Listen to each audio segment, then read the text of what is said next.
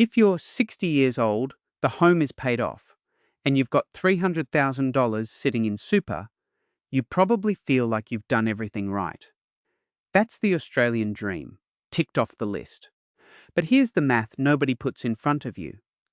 To live what ASFA calls a comfortable retirement in 2026, a couple needs $77,375 a year. Stack a full-age pension on top of that $300,000, and you're still short by roughly $15,000 every single year. Keep drawing at that pace, and the savings run out in under 15 years. I call this the debt-free trap. You own the biggest asset of your life outright, and you can still be one hot water system or one hospital gap payment away from feeling financially fragile. It's not a small problem, and it's not rare. The averages you hear on the news, the ones that make the average Australian sound perfectly comfortable, are hiding exactly this gap. I've watched this happen to people who did everything the old rulebook told them to do. Pay off the house, build up the super, don't carry debt into retirement, and they still end up counting pennies inside a house worth over $1 million. Ask yourself honestly, if the hot water system died tomorrow or the car needed a new transmission, would that come out of comfortable cash flow or would it come out of stress? Today we're going to pull the averages apart and look at what they actually mean for someone your age. Then I'll show you the tax-free income sitting in your own hallway, the one most people never think to use. Before we get into that, we need to look at the cost of living numbers for 2026 because they're worse than most people expect. If you're in that 55 to 65 window and you're starting to worry that doing everything right still isn't quite enough, stay with me and consider subscribing to Aussie Retirement with Bob. This is the channel that does the math the banks never put in the brochure. Let's start with income, because that's where the illusion begins. The median full-time wage in Australia sits at $90,532 a year, or $1,741 a week, according to the Australian Bureau of Statistics. That figure matters because it's the number most retirement calculators quietly start from, even though it's already short of what a comfortable lifestyle costs before retirement even begins. On paper, it sounds like a healthy number, well above what most people think of as getting by. But run that $90,532 through the 2026 tax brackets, and a single person actually walks away with something closer to $71,000 after tax. That's already about $6,000 short of the $77,375 a couple needs for a comfortable retirement, and that's before a single power bill or council rates notice has landed in the letterbox. I'd call this net income compression. Wages on paper look reasonable, but the cost of living a comfortable life has climbed faster than pay packets have. 5 years ago, the comfortable retirement benchmark for a couple sat around $20,000 lower than it does now. Rent, insurance, electricity, private health cover, strata levies, they've all moved up together. And the goalposts for what counts as a safe retirement have shifted right along with them. Think about what's actually driving that. A typical strata levy on an apartment has climbed by hundreds of dollars a quarter over the last 5 years, and private health cover premiums rise again every April. None of that shows up on a payslip, but all of it shows up in what a comfortable retirement actually costs to run. Here's the part I want to be really clear about. It's not that you've been careless with money. It's not that you should have earned more, or saved harder, or made smarter calls 20 years ago. The number that defines a comfortable retirement has moved on you by about $20,000 in 5 years, and no amount of budgeting discipline changes that fact on its own. That's a structural shift, not a personal failing, and it's worth saying out loud because most people quietly blame themselves for it. Where does that $77,375 figure actually come from? It's the ASFA retirement standard For 2026, the industry benchmark that tracks what a couple actually needs to spend to live comfortably, covering things like private health cover, a reasonable car, and the odd holiday. It's not a luxury number. It's closer to what most people would call an ordinary, decent retirement, nothing extravagant about it. So, if the income side of the ledger already falls short before you've even stopped working, the next question is obvious. Where is all that money supposed to come from once the wage stops altogether? For a lot of people, the honest answer isn't more income at all. It's the biggest asset they already own, and the enormous pool of money sitting quietly inside Australian homes that almost nobody counts as retirement income. Take Gary and Susan. They're a couple in their 60s living in a $1,200,000 home in Melbourne. Mortgage paid off years ago, and $300,000 sitting in super. On paper, they look like a success story. No debt, a valuable house, a reasonable super balance. In practice, their spendable income each year comes to a lot less than that headline suggests, and that gap is the whole point of this video. Here's the mini math. The maximum couple age pension currently runs at about $47,070 a year.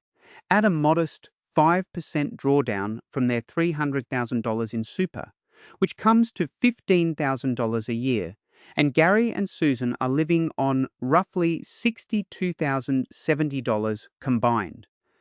Compare that to the $70,375 comfortable benchmark for a couple, and they're short by about $15,000 every single year for as long as they're both retired. Spread across the year, that gap works out to close to $288 a week, roughly what a lot of retired couples spend on groceries, fuel, and the odd specialist visit combined. Most retirees are told to draw down conservatively, somewhere around 4 to 5% a year, specifically so the balance lasts 25 or 30 years instead of running dry in the first decade. That caution makes sense on its own terms. It's also exactly why the income side stays this thin, because a safe drawdown rate and a comfortable income almost never land on the same number. That's the debt-free trap in one sentence. All their wealth sits locked inside a house they can't easily spend, while their actual cash flow lands well under what a comfortable retirement requires. I used to tell people that paying off the mortgage was the finish line. Get the house cleared, and you're set. I was wrong about that. In 2026, the finish line isn't zero debt. It's having enough cash flow to actually live on, and a paid-off house with no income plan doesn't get you there by itself. There's a trade-off nobody names out loud. Every dollar of equity sitting untouched in that Melbourne house is a dollar that isn't paying for anything, not the electricity bill, not the car rego renewal, not the Medicare gap payment when a specialist visit comes up out of nowhere. Net worth on paper and money you can actually spend are two completely different things. And most retirement conversations only ever talk about the first one because it's the easier number to be proud of. The shift I want you to make is what I call the asset to income pivot. Instead of asking what's my house worth, start asking what income can this house actually produce for me without selling it and without moving out. That's a different question. And it opens up options that most people in Gary and Susan's position never even stop to consider because nobody ever taught them to ask it. So how do a couple like Gary and Susan close a $15,000 a year gap without putting a for sale sign on the lawn they've mowed for 30 years? There's a government scheme built for exactly this problem, and most Australians over 60 have never even heard its name.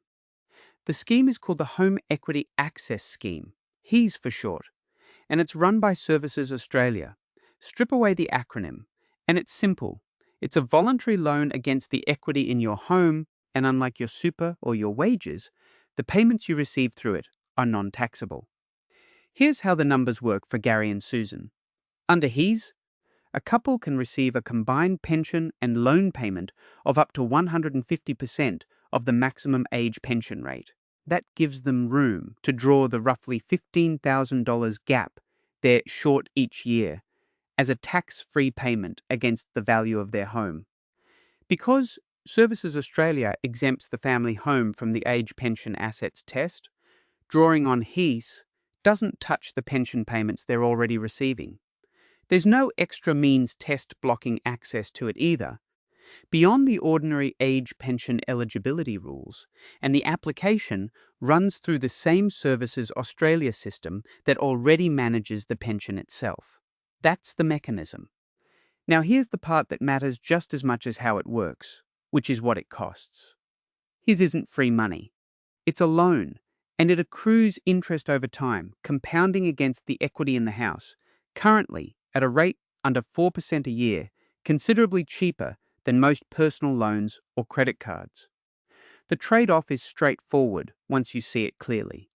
Less equity left for the estate down the track, in exchange for a livable income while you're actually here to use it.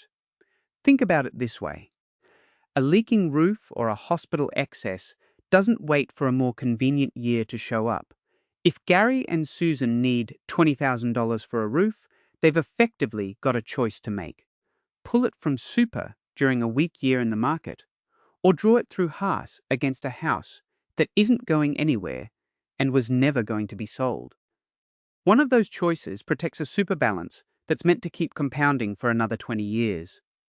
The other one doesn't, and the difference compounds too. On paper, that should be an easy decision. In practice, almost nobody makes it, and the reason has very little to do with the maths. There's a psychological barrier standing in the way for most people over 60, and it's got a lot more to do with what we were taught a house is actually for than with any spreadsheet. Here's the barrier. Most of us were raised to think of the family home as something you protect for your kids, not something you draw down for yourself. Behavioral researchers would call part of this loss aversion and part of it legacy bias. We treat the house as untouchable because touching it feels like taking something away from the next generation, even when nobody's actually asked for that sacrifice. It's a completely understandable instinct. You've spent 40 years paying that place off. Of course it feels like it belongs to more than just you. There's nothing wrong with wanting to leave something behind, and I'm not here to talk you out of that. But sit with this for a second.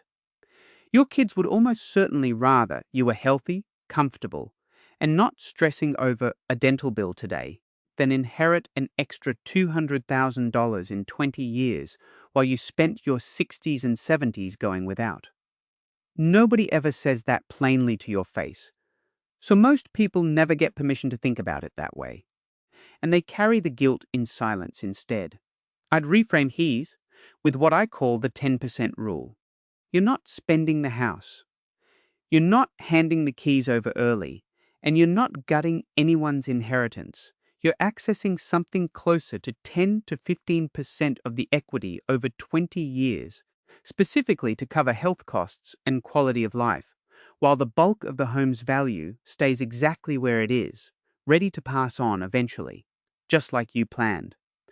For a couple like Gary and Susan, 10% of a $1,200,000 home works out to about $120,000 spread across 2 decades, close to $6,000 a year.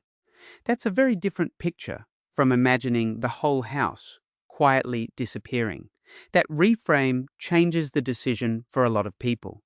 It's the difference between telling yourself, I'm selling off my legacy, and telling yourself I'm using a small slice of what I've already earned while I'm still around to actually enjoy it. So, what happens if you skip all of this and just keep doing what feels safe? Let's run the numbers on what safe actually costs Gary and Susan the moment real life turns up uninvited. Picture the same year landing on Gary and Susan. Gary needs a knee replacement, and the public waitlist runs long enough that he books it privately instead, somewhere between $20,000 and $25,000. In the same 12 months, the roof on the Melbourne house starts leaking, and the quote comes back at $20,000. Here's the unprepared path.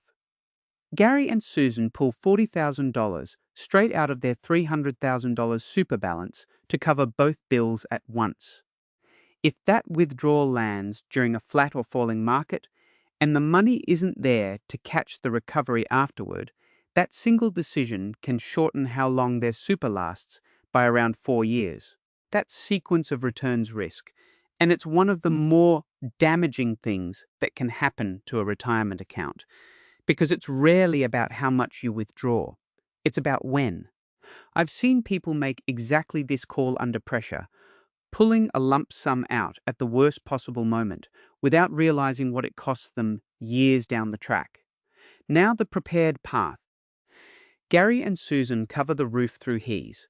Let the knee surgery wait for a better window or a smaller cash reserve, and leave their $300,000 in super fully invested, untouched, and able to recover along with the market. Same two problems land in the same year. Completely different outcome for how long their money actually lasts. It's a strange kind of maths. Pulling from super feels like the responsible move, the caring thing to do for Gary's knee and the roof over their heads. Done through the wrong account, that same responsible instinct quietly costs more than either Bill was ever going to. This is really the whole story behind the debt-free trap. It's not that Gary and Susan don't have enough assets between them. It's that they were about to use the wrong bucket of money for the wrong job, pulling from super for an emergency, when a slower, cheaper source of cash was sitting quietly in the walls around them the entire time. So here's where that leaves things. A paid-off home and $300,000 in super sounds like a finished retirement, but measured against a $77,375 comfortable benchmark for a couple, it can still leave a real ongoing gap of around $15,000 a year. That gap doesn't mean you've failed at anything. It means the old finish line, mortgage paid, debt clear, was never actually the finish line to begin with. The Home Equity Access Scheme and the Asset to Income Pivot are how you close that gap without selling the house or gutting a super balance that's meant to carry you for decades. You're not short on assets. Most people in Gary and Susan's position aren't. You just need a plan that treats the house as an income tool sitting ready to use, not a trophy left untouched in the background. You haven't done anything wrong here. The system asks for a different playbook than the one most of us grew up with. And once you actually see that clearly, the numbers start working in your favor instead of against you. If you want to see how a full HEAS calculation actually plays out on paper for a couple like Gary and Susan, stay subscribed to Aussie Retirement with Bob. Next up, I'm breaking down the new 2026 deeming rates and why they matter more than most people realize.